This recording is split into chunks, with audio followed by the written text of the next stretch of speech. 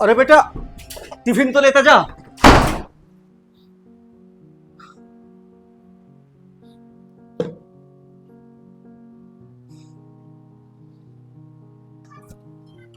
बहू, जी पापा।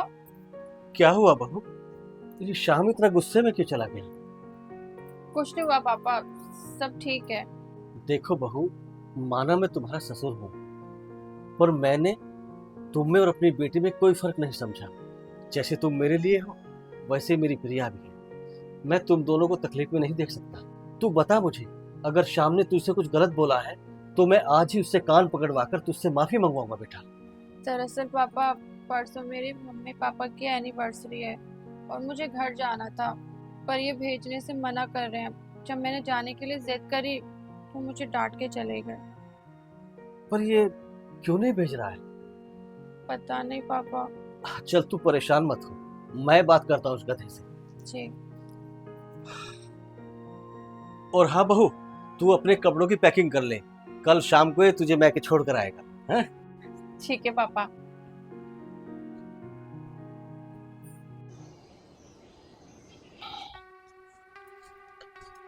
अरे पापा, आप यहाँ बिल्डिंग के गेट के बाहर क्या कर रहे हो? तेरा इंतजार। मेरा इंतजार? पर क्यों? मुझे तुझसे कुछ बात करनी है, और वो बात घर में बहू के सामने नहीं हो सकती थी।